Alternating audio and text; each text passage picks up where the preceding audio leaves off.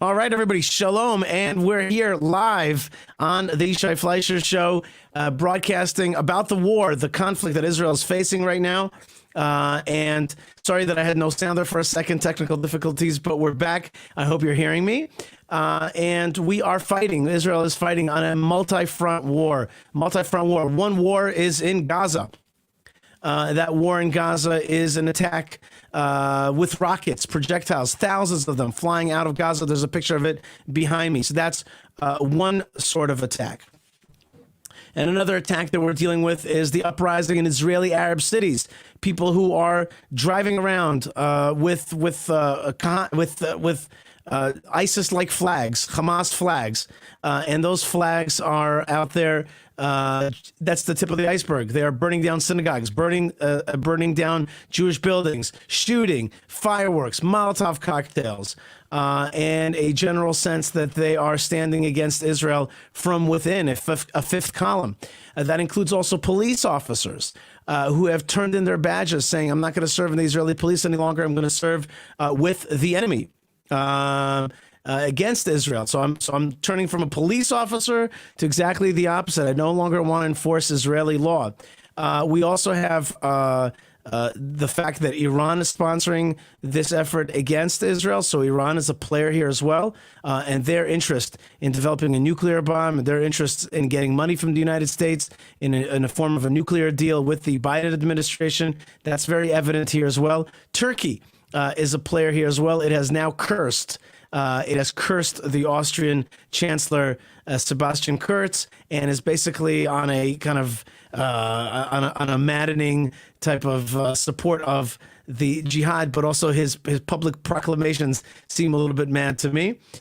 So we have also the situation. So we have Turkey, we have Iran. And we have, obviously, Hamas. We have the Hamas that's within here, which is supported by the PLO as well, although they're in a conflict. But still, their anti-Israelism is something of value that they do share. And we have, what else do we have? We have, of course, something that you're all involved in right now, which is the narrative war, the war where the world speaks about Israel and opines about it. And all the Israel haters around the world, they're making their voices heard. They're saying Israel is immoral. Israel has no rights. And then the Israelis are like, we have every right to defend ourselves. And they say, no, you don't.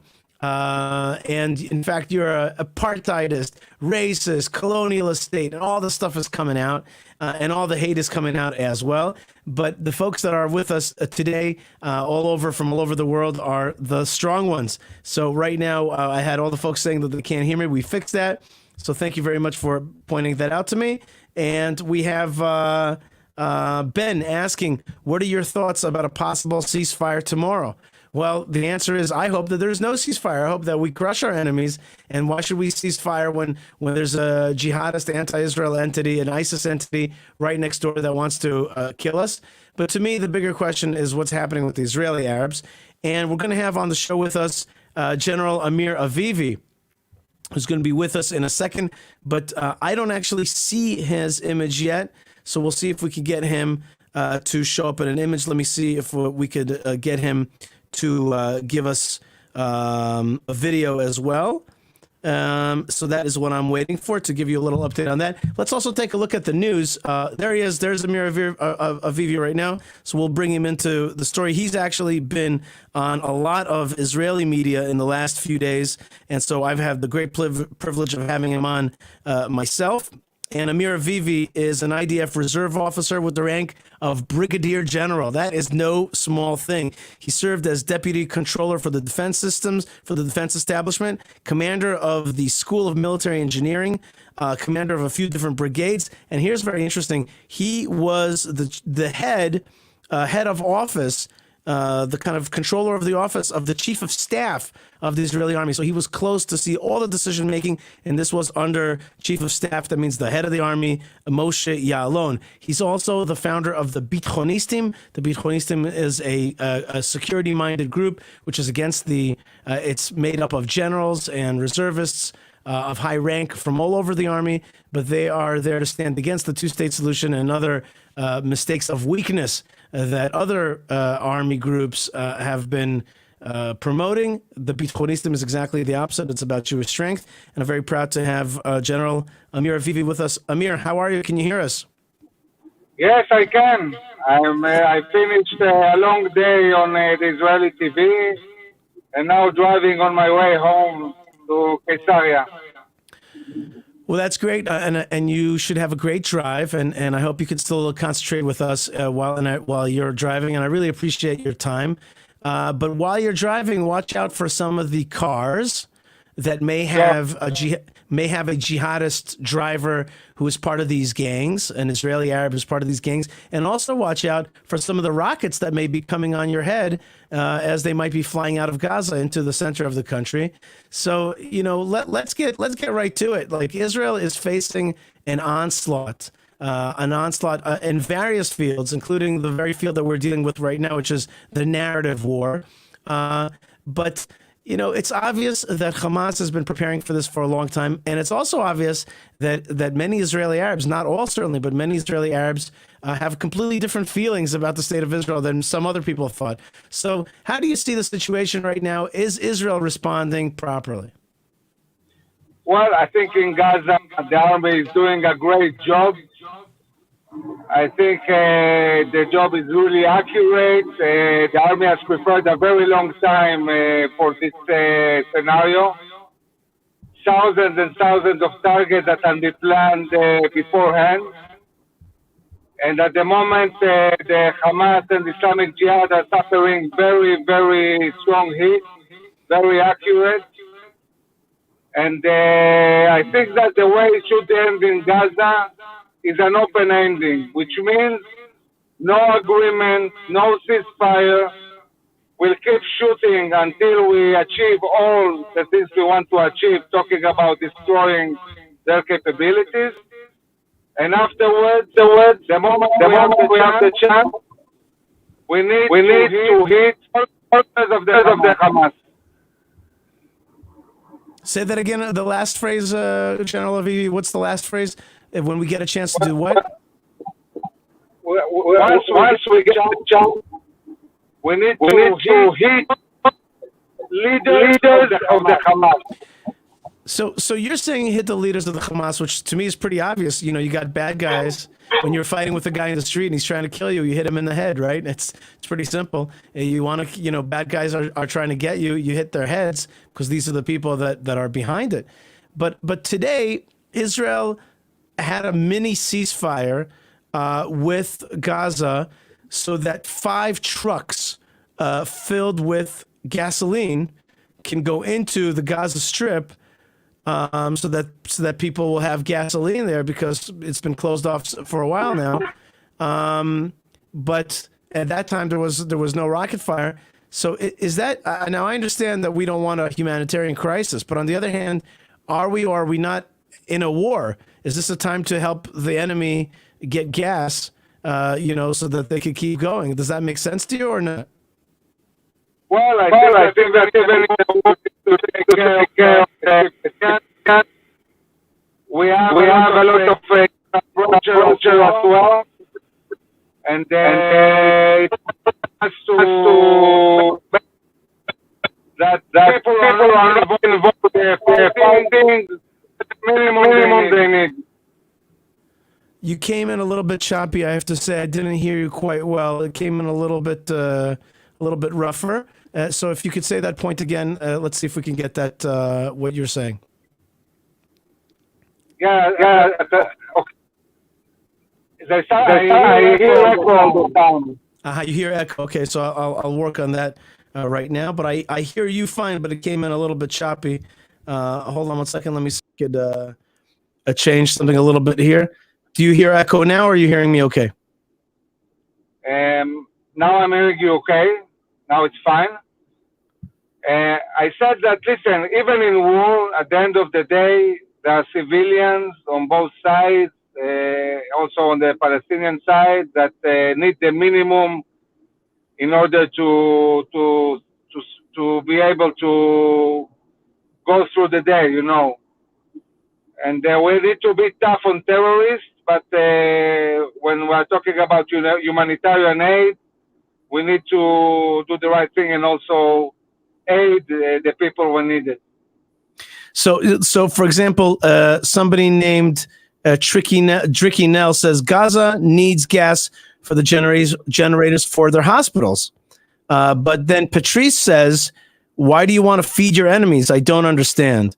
So there's definitely different sides to that. To me, it's really a question of, are we having a total war, or are we only having a war with individuals, or really is there a society in Gaza that supports it, or are they really victims of the Hamas themselves? I can understand that, and I believe that as well, that there are many victims of Hamas themselves.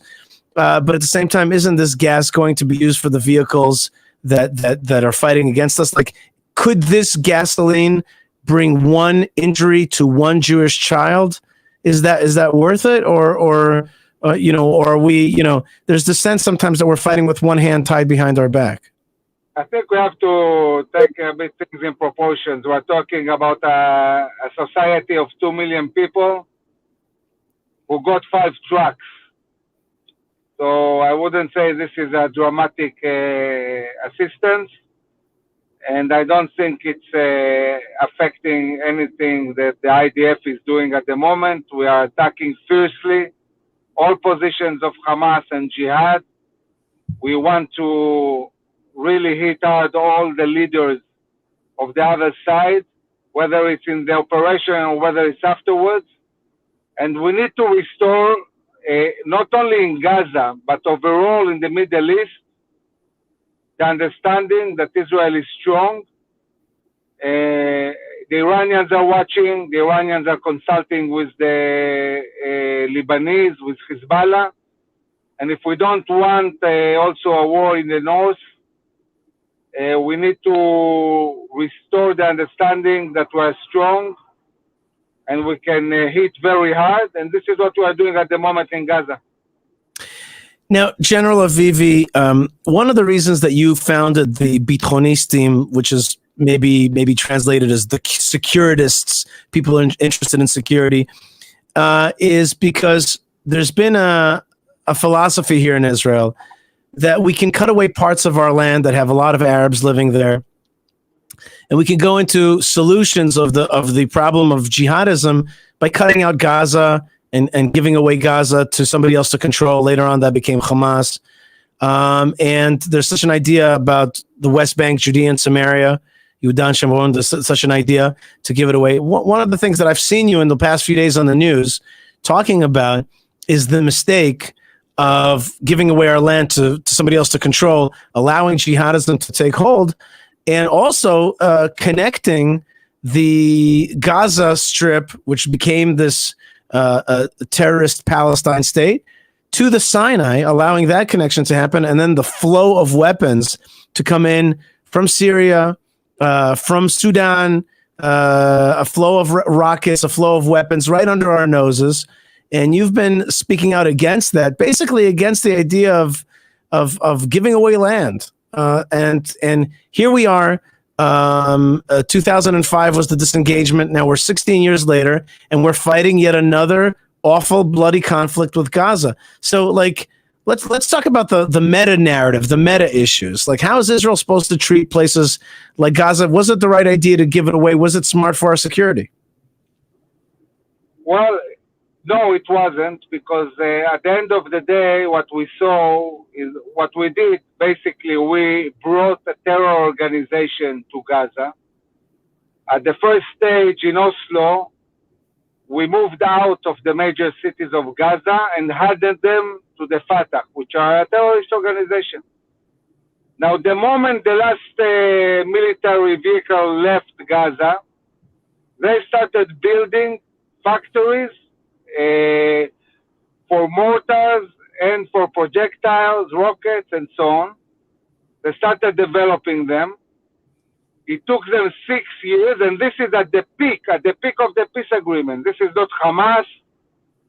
This is at the time that it was really at the peak of all this peace process.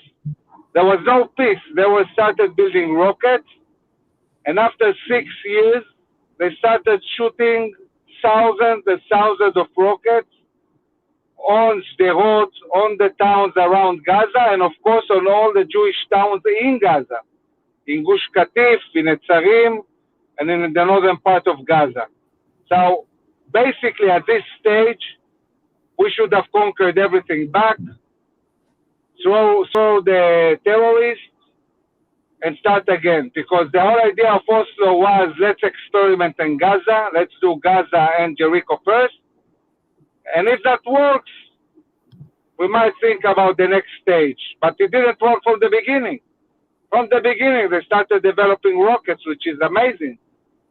Now, at this stage, when life became really bad for the Jews inside Gush Katif and the surroundings, and many people got killed and so on, Sharon, the prime minister, one day decided with himself, he didn't consult with anybody, that he wants to disengage from Gaza. Meaning, he wants to kick 6,000 Jews from their homes and connect Gaza to Egypt. At the time, I was aide-de-camp of the chief of staff, and we heard about this plan on the TV. I mean, he didn't consult with the chief of staff. He didn't consult with the head of the Shin Bet. He simply decided. And a week later, he held a cabinet meeting. I was in this cabinet meeting. And there he said to the chief of staff and to the head of Shabak, I decided to disengage. Please give me your assessment. And the chief of staff and the intelligence officers told him that if he disengages from Gaza and connects it to Egypt, in 1 year, Gaza will become Hamastan, El-Qaedastan, and Hezbollahstan, meaning land of Hamas, land of Hezbollah, and land of Al-Qaeda. He then asked the head of Shabak, Dichter, what do you think? He said exactly the same as the chief of staff, Bogi Elon. You are going to create a situation where endless amounts of weapons, of know-how, of terrorists is going to flow from Egypt, from Iran, Sudan, Egypt, Libya, into Gaza. And although this was said, Sharon decided to go forward with this plan. He basically fired the chief of staff. He appointed somebody else, Danny Khalutz, probably told him, listen, if you want to be chief of staff, do exactly what I say.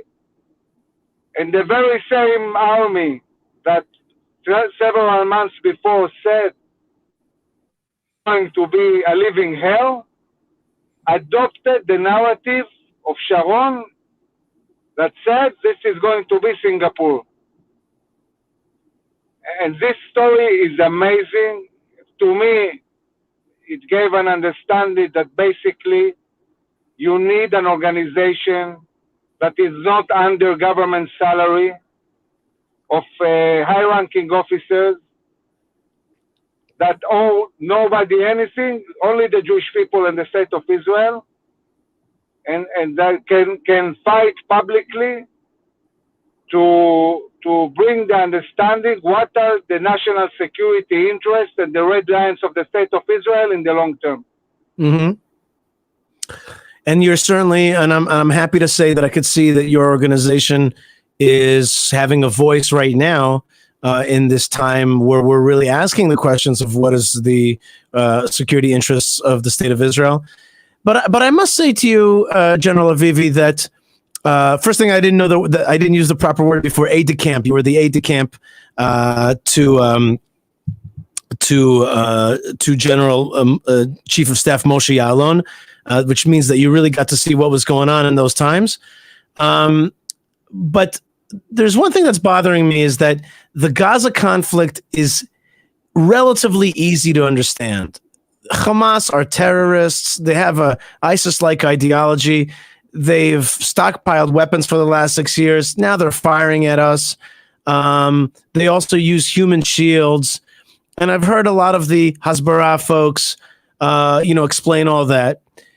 But this other conflict, the reason today's conflict is different than the last few rounds is that we have this added issue of the Israeli Arabs, the mixed cities like Yafo, Akko, certainly Lod, Lud, and also Yerushalayim, Jerusalem. You're really seeing something that we haven't seen before.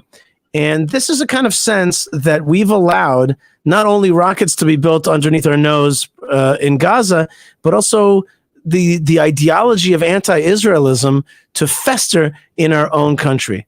And there's a sense that Israel a lot of times is not tough on these phenomenons, and actually tougher on phenomenons of Jewish strength. So now it's come to these two fronts at the same time. One is definitely a military front, but the other one is not exactly military. It's a quasi-military police front. It's also a sociological front. So tell me how you see this conflict. Is it different than the previous ones that you've thought about and dealt with and fought? Well, I think there is an element in the Israeli Arab society that is Islamistic, that is anti-Israeli, and that want to undermine the very existence of Israel. And what happens now, that there was a feeling among this society, and I think this feeling is due to the weakness of our political system in the last year or two, that we are weak at the moment, we are not united, we are fighting among each other, at least at the political level, and they can seize the moment to try and bring about some kind of inner intifada against the Jewish populations. The pogroms we have seen, the riots we have seen, haven't been seen in Israel since 1948. Mm-hmm. We haven't seen such things since the War of Independence. That's the scale of the events, and it has nothing to do with the economical situation or the level of civil rights or things like that.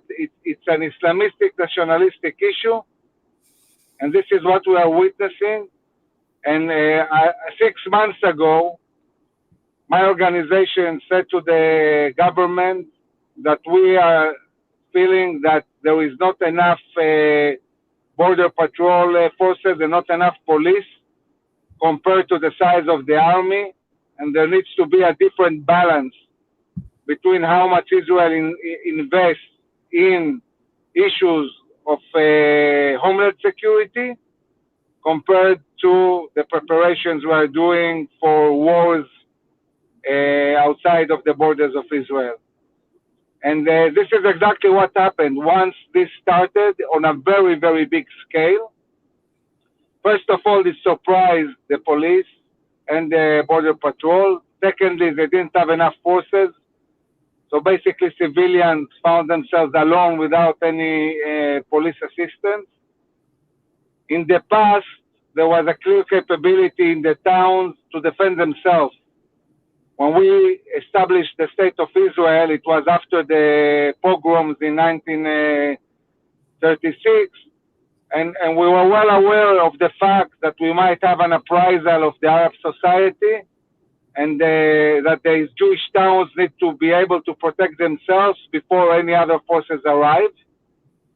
This capability hasn't been dealt with for many years.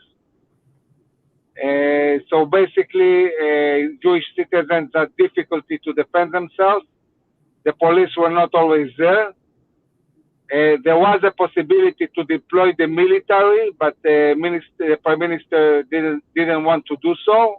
I'm not sure this was the right decision. I think in some cities they should have brought the army as well.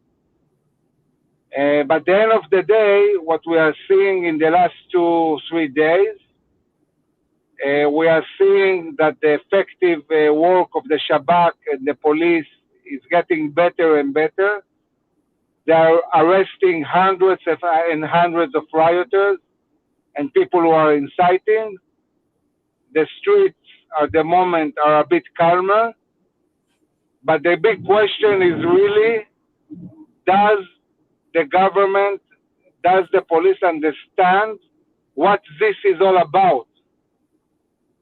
It's not about some criminals. It's about parts of the Arab society who really want to destroy the state of Israel. And they should be treated in a very, very harsh way. They should be prosecuted, should be sent to jail. And we need to create a meaningful deterrence towards people who want to undermine the Jewish state. General Avivi, you talk about deterrence for people who want to undermine the Jewish state. In Eastern Jerusalem, where I used to live, the majority of Arab students learn the Palestinian Authority textbooks in the state of Israel. And these Palestinian Authority textbooks are full of anti-Israel hate. So to me, it's like, if you allow these things to happen underneath your nose, if you allow rockets to be built up underneath your nose, then guess what? They're going to fire at you. If you're going to allow Arab children to learn Islamism, jihadism, then don't be surprised if they rebel against you. You have to assert authority, and you have to demand loyalty.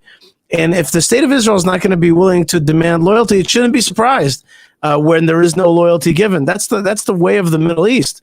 And I feel like, let me put it in a question form, which I really want to know your opinion. Do you think that this event, whatever this thing is called, is it the TikTok Intifada or whatever it's called? It doesn't even have a name yet. Do you think that at the end of this round, this conflict, if indeed there will be a near end, do you think that there's going to be what we call in Hebrew, a cheshbon nefesh, a rethinking of our position in Israel vis-a-vis the Arab society within us, and a demand to have compliance and loyalty? Or do you think that we're going to kind of want to go the easy way out, try to kind of forget this thing and get back to normal as soon as possible? Well, I think that what we should do is definitely understand that this issue needs to be dealt in a very, very large-scale way and really analyze. This is strategically the most dangerous thing that Israel has ever dealt with. I'm afraid when I heard today the chief of police, I must say that I was really discouraged to hear the way he was looking at things. And I'm not sure they have the understanding of really what it's all about. So I think that there are many elements that don't want to go back to everyday life without understanding that, as you said, for example, we need to change the books, we need to change the education, we need to pinpoint all the rioters and the people who are inciting and arrest them. Of course, we want coexistence. Of course, we want to live together, but we cannot simply ignore the fact that these guys are really endangering the state of Israel. It's definitely, and there is amongst us Israelis, we do have a yearning a lot of times to get back to normal. We have this ethos that we're the can-do state, and that really, our positive attitude, our creativity, our will to build lives, build families, build technologies, build a decent country in this tough region. It's a very positive attitude, and it kind of pushes us forward a lot of times. But in this case, it's not going to be so easy to forget because it turns out that a lot of people, including, for example, police officers and soldiers of the Muslim persuasion, have given up their badges and their arms, have turned to the other side, and they've said so publicly. It's not a simple situation. It really isn't a simple situation. And in order to have a society that has coexistence, you have to have trust. That trust is very much broken. But the question is, is Israeli society really going to change, or is it going to try to kind of bury its head and say, forget it, let's just kick the can down the road, both in military problems and in societal problems? Or do you think that there's going to be this struggle to wake up and change? What do you think? Well, it's hard to say what will happen. I can tell you that 2 years ago, I was asked to write a policy paper. What will happen if Israel retreats from Judea and Samaria? And my answer was straightforward. I said, if this happens, the moment it happens, we'll have an intifada in the Galil, in the Negev, and the Arabs will start trying to liberate the next phase, which is Galil, Negev, and maybe even the mixed cities as we see now. So we will not be able to escape from dealing with this very grave issue. And my organization, Habithonistim, Israel's Defense and Security Forum, we are going to do everything that is needed to make sure that the government, the police, border patrol take seriously this situation and move towards the right measures in order to secure the Jewish people in Israel. Also, by the way, secure the Israeli Arabs who want to live in coexistence, because Sure. in the Israeli society, there is a huge level of crime and violence. They are killing each other on an everyday basis. So we really need to bring safety to the Jewish people, but also inside the Arabic cities where people are attacked on an everyday basis by their own people. You mentioned the police, the border police, and the army, and that's your field. But there's another war which is fought not in uniform and not with guns, but it's in the courts. And one of the big questions is can Israel kind of rein in the rule of the legal advisors and the Supreme Court, which tends to be globalist, internationalist, progressive, and really not seeing the value of a Jewish state, but rather a state of all its citizens, and is oftentimes soft on the crime of jihadism and hard on the crime of being a proudly Jewish. And that's another, and I don't know if you can comment on that, if you want to comment on that, but that is, No, I think, it's not about my area of specialty at all. That's right. That's right. And I think that's fair. I think that's very fair. Let's just ask one more question of you, General Avivi, and that is the Biden administration. Do you think that the fact that a new American administration came in and basically released a lot of monies to the Palestinian Authority and also made it clear that they're interested in negotiating with Iran, do you think that had something to do with this uprising and this battle that we're battling right now? Yes, definitely, on a certain extent. I mean, look, when Trump was in office, he was very tough on the Palestinians and demanded them to dismantle the terror organization, to stop paying terrorists, to stop incitement in schools, and they went on the defense. And in this situation, he was able to pass decisions which are amazing. I mean, he moved the embassy to Jerusalem. He said that Jerusalem will be forever united as the capital of Israel. He recognized the Golan Heights. He said that the Jews have rights in Judea and Samaria, and basically nothing happened because they were afraid of him. Now came Biden administration. It's much more sympathetic with the Palestinians, and they feel empowered. And this is one of the reasons. It's not the major reason, but definitely I can hardly imagine something like that, like we're experiencing now, happening under Trump's administration, the way they dealt with the issue. General Amir Avivi, thank you so much. You've had a very busy day today on Channel 13 and Channel 20, and I saw you, I think, yesterday, the day before on Channel 12, and you've been doing a great job giving a position. I have to say that I want to give a little bit of credit to Israeli television that they had a guy like you on, and I think it's a testament to both your high position in the army and also the power with which your organization has made an impact on Israel.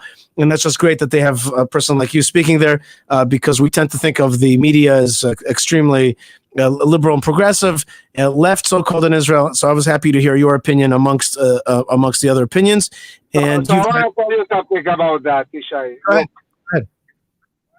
When shooting starts and people are being shot, at that moment, all the media wants to hear the real generals and the real professionals.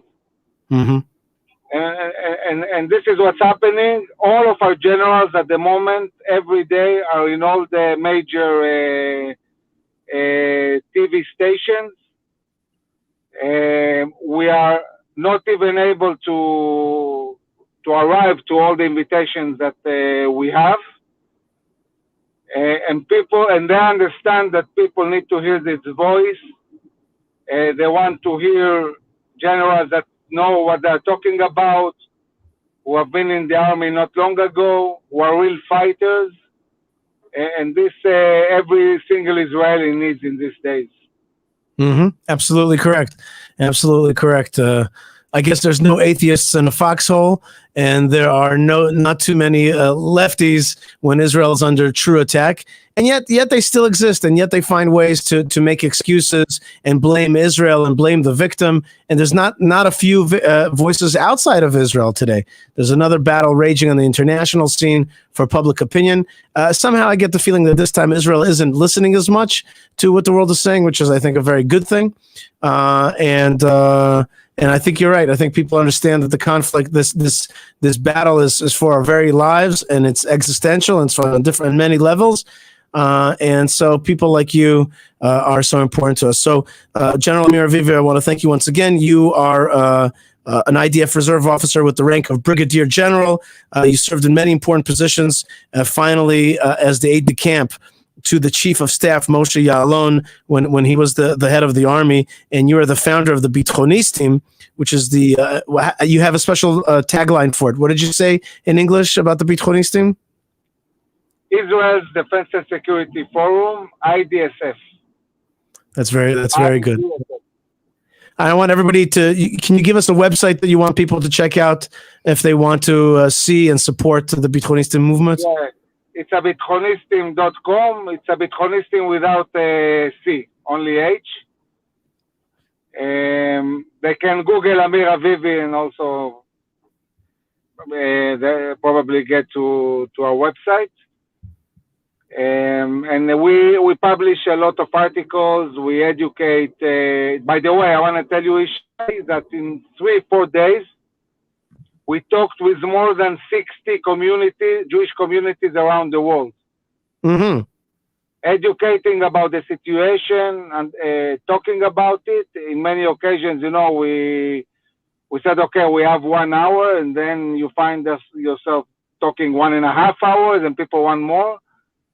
We're available for any Jewish community that wants to really understand what's going on and hear it from professionals and an authoritative voice, but also a very proud Jewish Zionistic voice. We are more than happy to educate and brief any community that is interested, and also organizations, of course. It's good to know that you're out there, and it's good to know that Israel has, we are peace-loving people, but we also know how to fight. And if people want to start with us, we have great fighters. Once again, like in King David's times, we have great warriors like the Maccabees, like Joshua. So too today we have the continuation of that great tradition of great defense for the Jewish people. There is continuing the tradition of anti-Semitism and hate. There's a lot of groups out there from Haman's Persia to Gaza's Hamas. The bad guys are still out there, and we need the tough good guys to be able to keep Israel safe and to be a light unto the nations. General Avivi, thank you so much for being with us. You're welcome. Thank you very much, Ishay.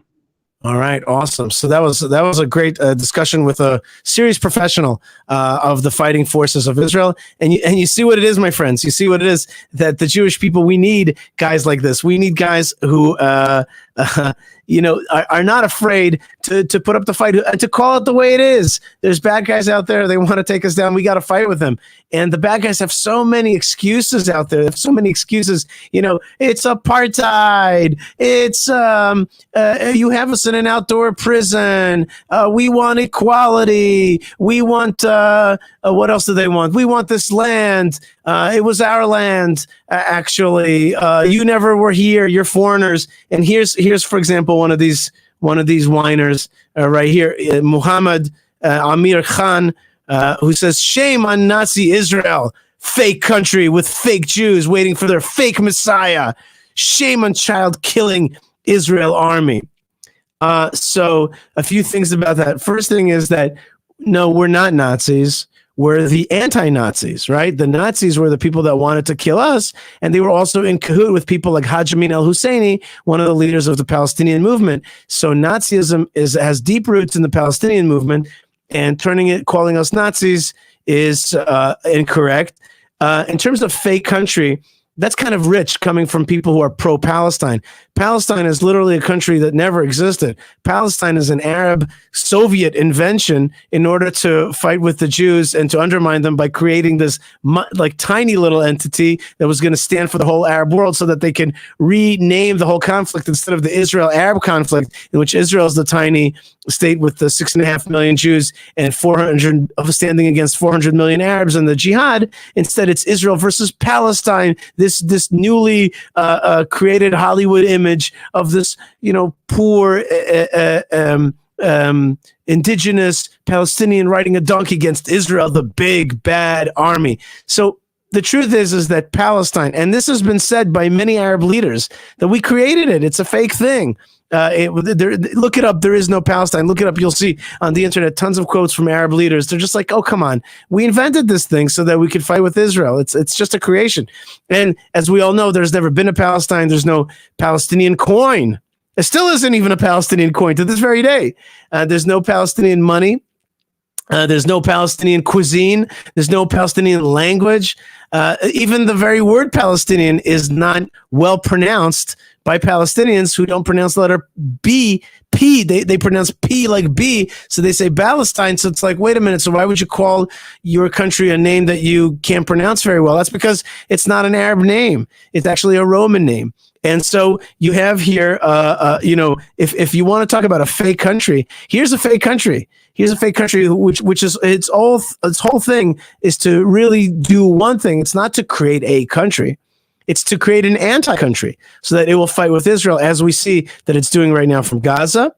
With regarding to fake Jews, that's kind of funny, since Jewish people are really one of the most ancient peoples in the world. And you could just go to any genetic testing site, and they'll, like I did, and they're just like, yeah, you guys are one race of people, one group of people, one ethnicity of people, the more correctly, that really is rooted from the Middle East from 3,800 years ago. You're from this land. And all the genetic tests prove that. We are an ancient and incredible people, not the only ancient people, thank God. There are other ancient people like China, like India, etc. There's many other ancient peoples, but not everybody's an ancient people. We have an ancient people, an ancient peoplehood that speaks the same language, that has the same cultural rights, the same religious rights. We serve the same God. We've been doing it for the last 3,800 years from our forefather Abraham. So calling us fake Jews, that's the oldest trick in the book. Okay, and waiting for the fake Messiah, well, that one we'll just have to wait and see, won't we? I'm pretty excited about King David and about King David's progeny continuing the great work. And with regarding to shame on child-killing Israel army, that's just silly. The Israeli army is not child killing in any way. I mean, we are if you put your civilian children in front of Israel, you shoot rockets and then cover up those rocket launchers with your children, like the cowards that you are, like the tricky bastards that you are. Then indeed, sometimes children get killed because of the war that you foisted upon us. And at the end, our job is to defend our children first. Certainly not to kill other people's children, but to be careful. But at the same time, it is war. It is total war. And we have to fight hard to defend our peoplehood from annihilation. So, okay. So that is very much interesting stuff. And says Allah helps Palestine. Well, we shall see. To me, many of the Arabs that I know are very tired of Palestine and are very much looking forward to the opportunity to have a decent life under Israel. But of course, that's only going to happen if Israel is strong. And Amam also puts up these flags. I guess they're of Palestine and of something else I can't see so well just because it's small. And Simon says, we defend our people and you use your people as shields, such cowards.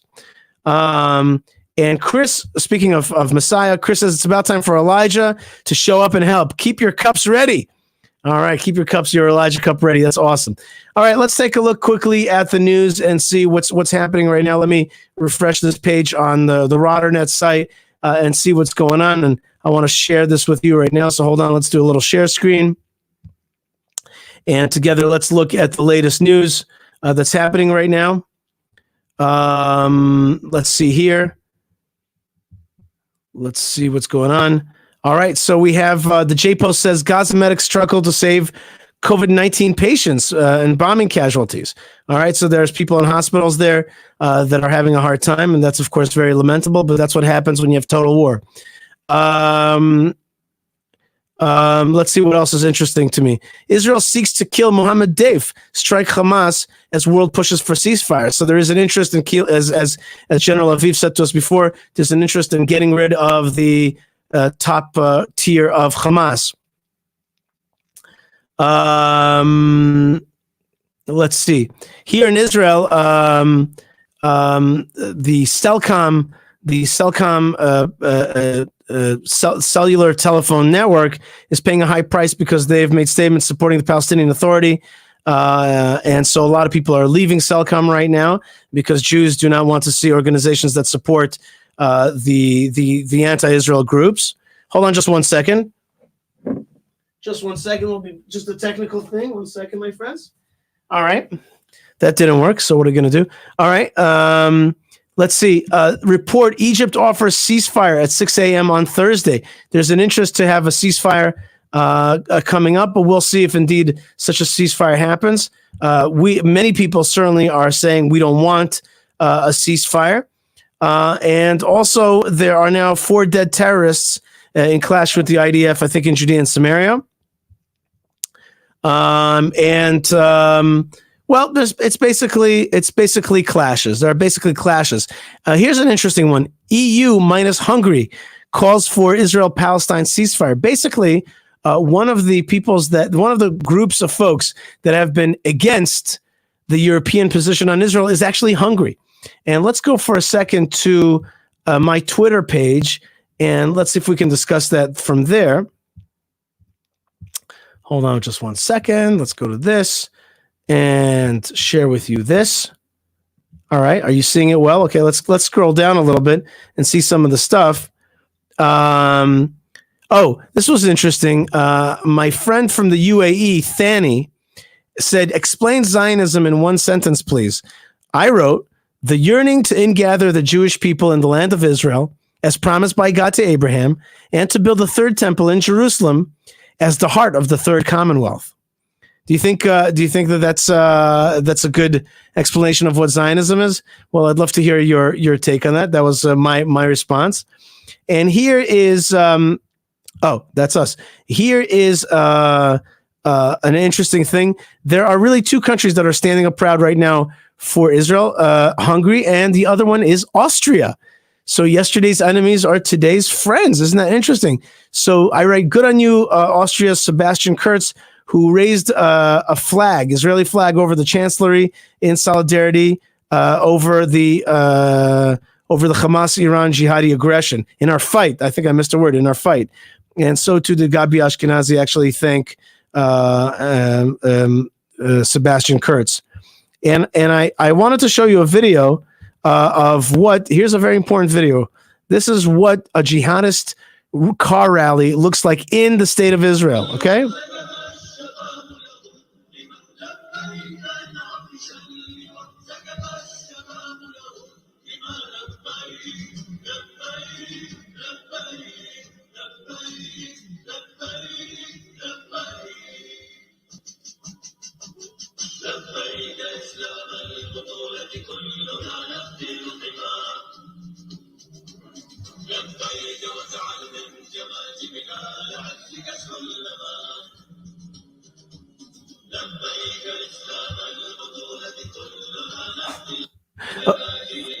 Hold on 1 second.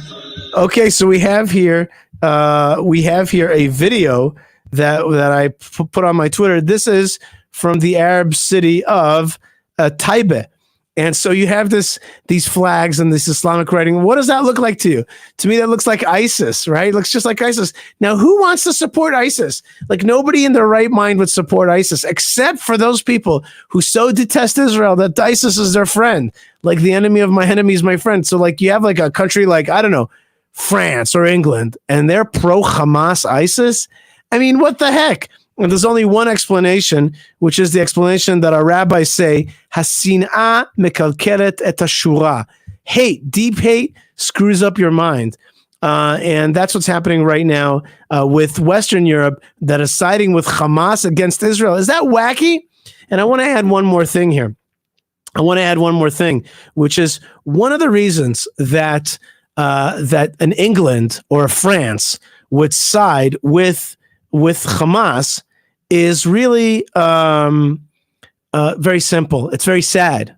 And that is the loss of the Bible as an important consciousness tool in modern life.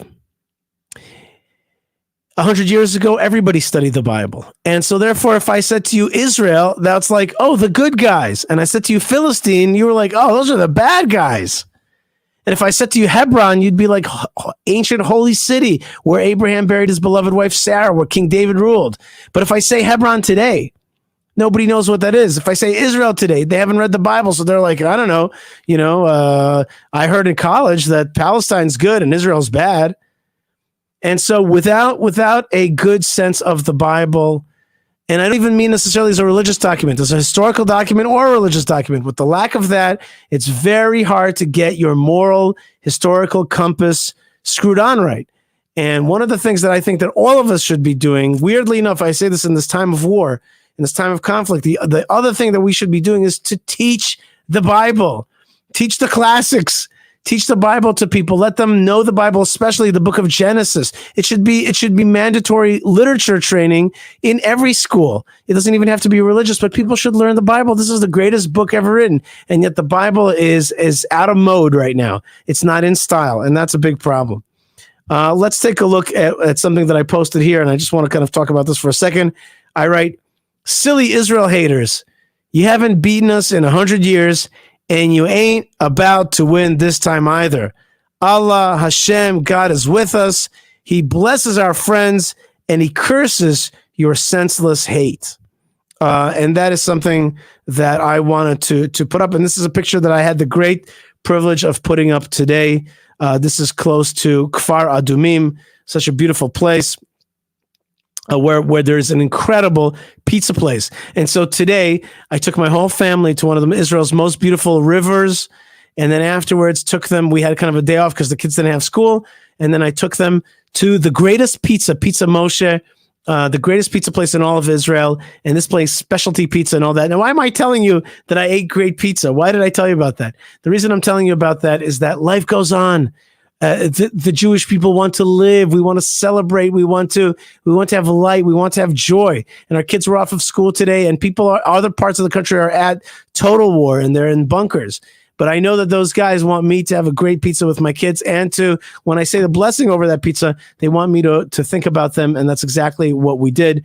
We're blessing our brothers and sisters in the tough places in Israel. And we are also standing strong ourselves in places like Hebron, in places like Yerushalayim, in places like Lod. Now, your support is very important right now. Friends of mine could use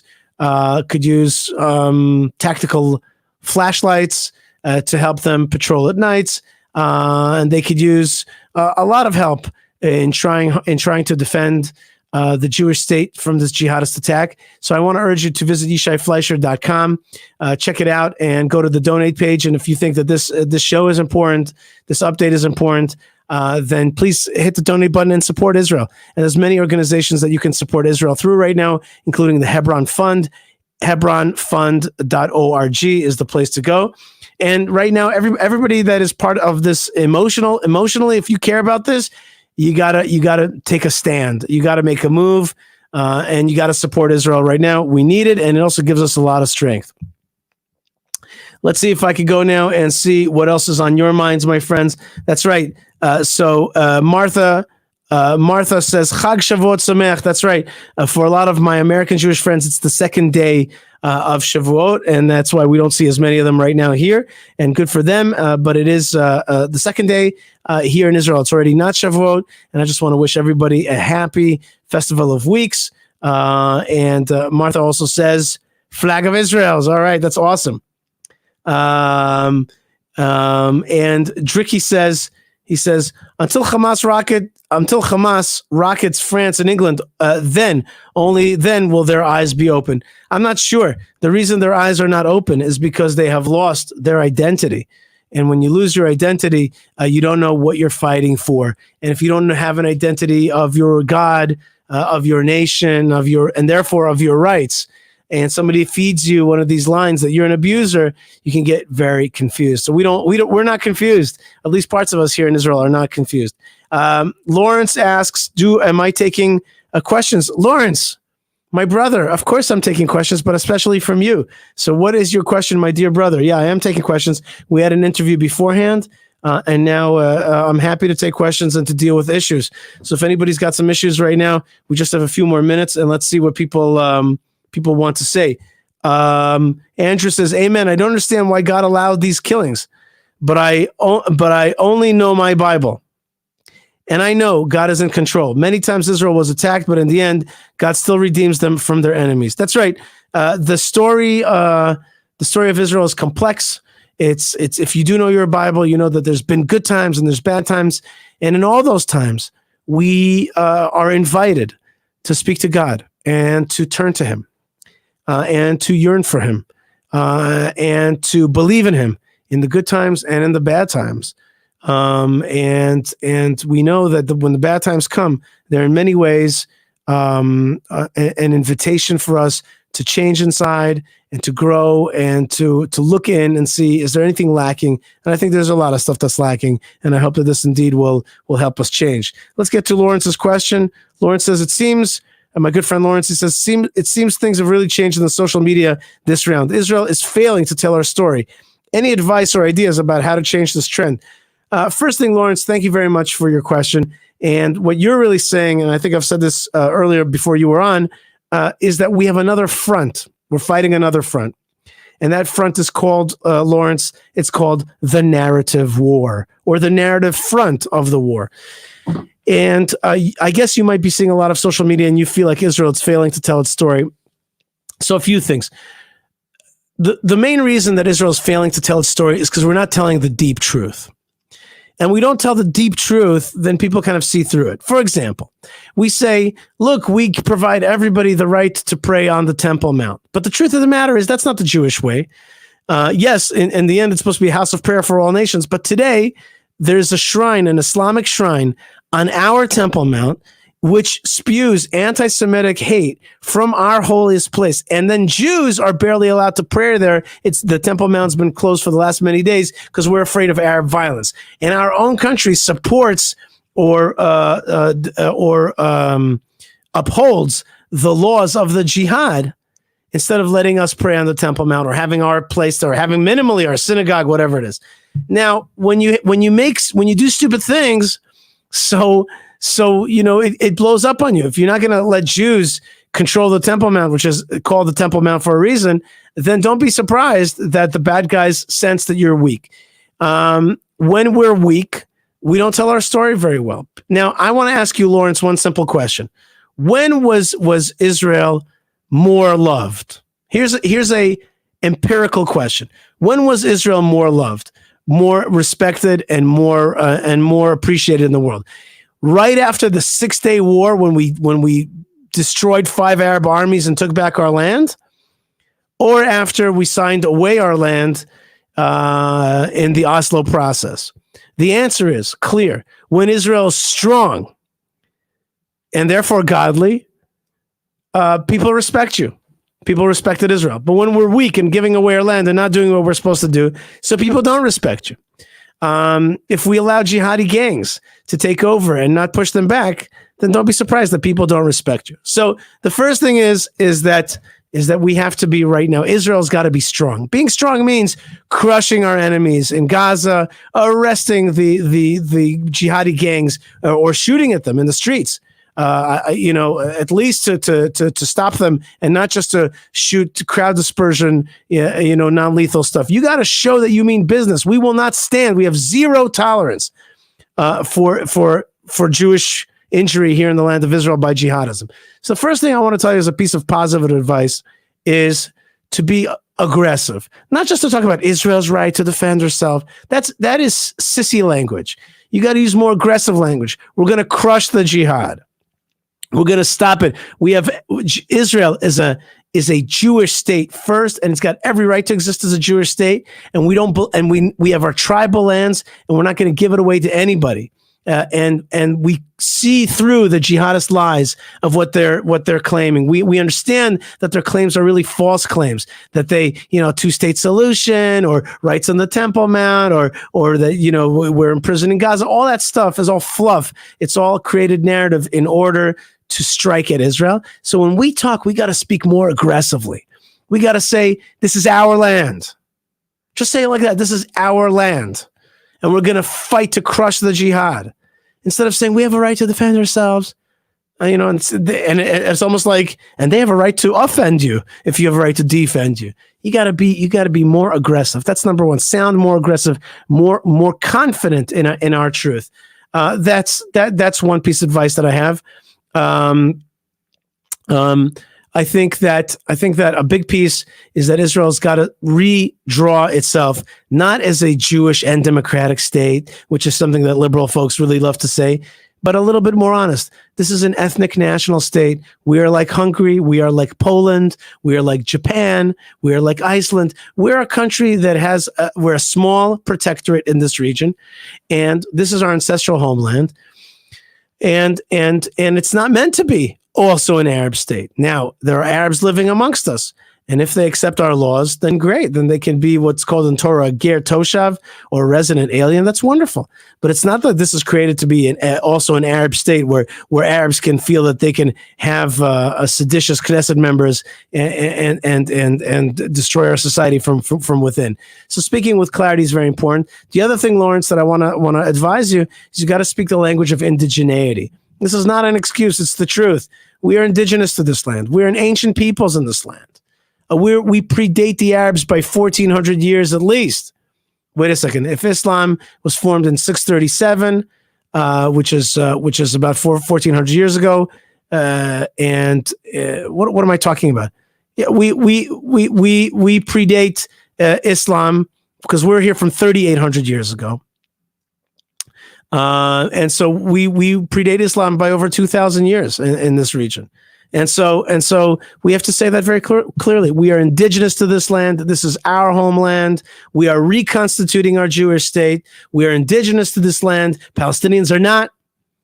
The majority of them came here in the last 150 years, and their excuses are all blood libel lies to try to undermine our good name. The other problem is, my dear friend Lawrence, is that people don't know the Bible. And the Bible is very important because the Bible, in the end, is something that legitimizes our story. It legitimizes our tale. And the Palestinians and their friends have done a great job of undermining the legitimacy and the interest in the Bible. For example, in universities, nobody studies the Bible. And so that's a very tough situation that we have. Now, I'm not saying you have to believe in the Bible, but you have to believe that there's this foundational document, which is an ancient document, which everybody respects and understands. We also have to unite with, I think we have to, in terms of like our narrative, we have to unite with ancient peoples, and we have to promote ourselves as an ancient people on an ancient land. That's what we are. And let me throw it back to you, Lawrence. Tell me a little bit more about how you feel. Here's your question. You're saying, Yisha, I hear you, but I'm not asking about the content. I'm asking about the strategy. It seems Twitter or Facebook posts aren't getting us anywhere. What else can we do to change this, do you think? I'm going to say something to you, Lawrence, which is not a simple thing to say, which is you got to hold tight, okay? You got to hold tight. It could very well be that also we're not losing just in terms of our messaging, but also in terms of the algorithm, which is run by Facebook and Twitter. And they very well may be not so interested in hearing our point of view. And you may feel like your voice isn't being heard. I'll give you an example. When I worked at radio stations, when you've got a guest who's annoying, you could just turn that volume down on him. You could talk right over him. So it's just a little algorithm. It's just a press of a button, and suddenly you're totally on top of him. And I think that's what might be happening here also. I think that we also have to use this opportunity in other ways to be strong. For example, for many American Jews to realize that the situation is an opportunity to buy property in the land of Israel, to think about making aliyah, to be part of the fight in a different way, and also to not get scared off by this war. That's another way of thinking about it. But your questions are true and tough.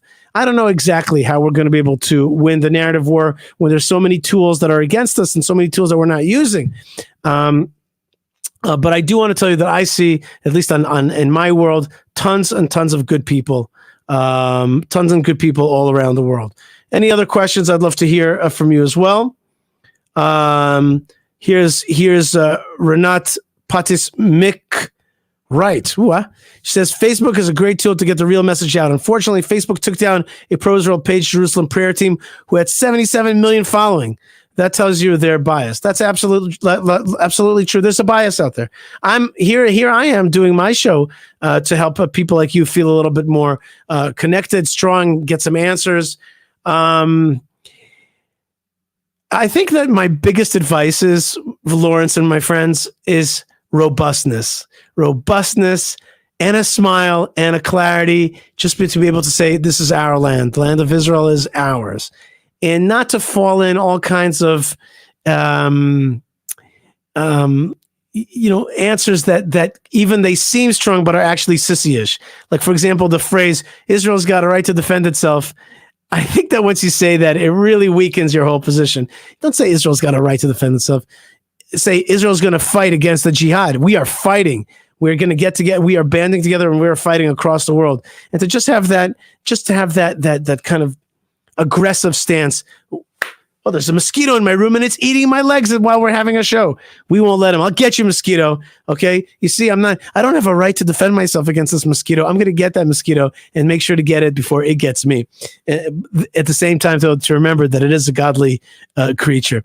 My friends, we've been on for an hour and 10 minutes. I want to send you a lot of love and a lot of blessings from the land of blessings. It's a tough time, but I'm telling you now from my gut, from your friend Yishai Fleisher, I tell you from my gut, I feel like we're going to grow through this experience and get stronger and better. I think that the jihad knows that at the end, this great offensive is meaningless. It's just going to make us stronger. We're not going anywhere. And here's, you know what? One more point, Lawrence, one more point. Talk about Allah. I tell them all the time, how is it that you've shot 3,000 rockets at us and yet so few Jews have been hurt by this thing? How do you explain that? It's min Allah. Allah defends the Jews. I tell the Arabs all the time, Allah stands with the Jews. Allah stands with the Jews against you. And the Allah says that if you bless Israel, you'll be blessed. And if you curse Israel, you'll be cursed. Look at your civilization. It is cursed because of your hate.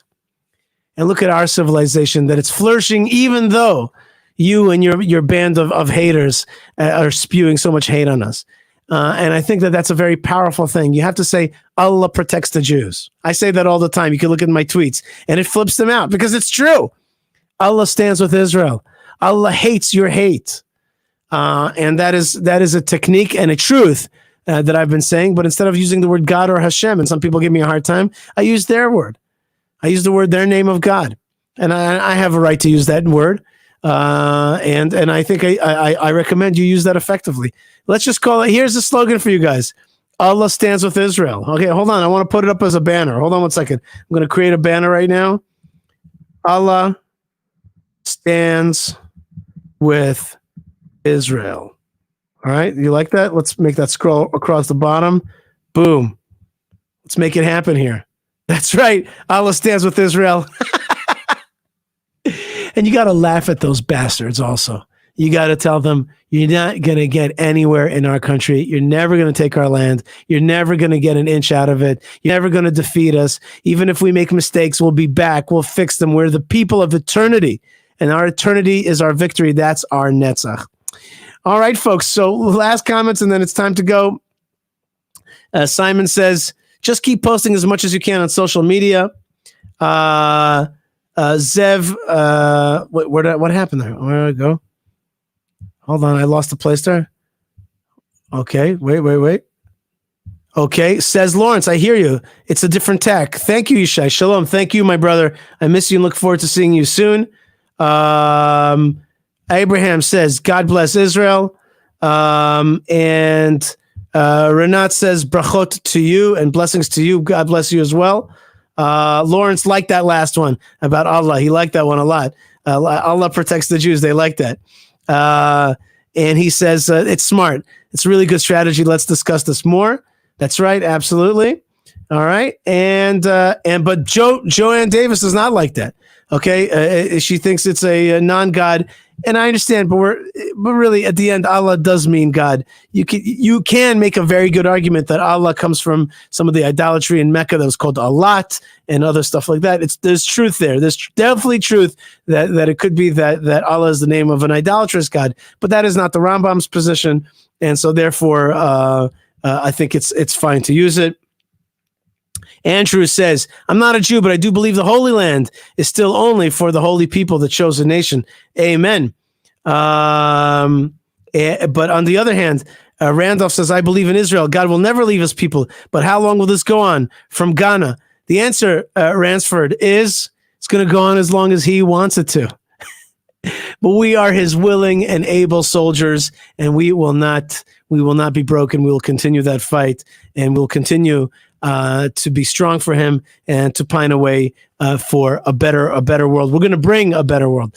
All right, folks, it's time to go to other things. I want to send you lots of blessings from the land of blessings, and I want you to join me also on my podcast at yishaifleisher.com. You can sign up for the podcast, and it's found at StreamYard or any place that you get your podcast. Check out the Yishai Fleisher Israel podcast, and it's awesome to be with you. Send me an email, yishai@yishaifleisher.com or yishai@thelandofisrael.com. Lots of blessings from the land of blessings, and Be'ezrat Hashem, with the help of God, with the help of Hashem, with the help of Allah, we will be victorious over the jihad, and we will make a beautiful new world after this war. And it's going to have a third temple in Jerusalem, and that third temple is going to be a house of prayer for all nations, the good nations that love the God of Israel. Shalom and blessings from the land,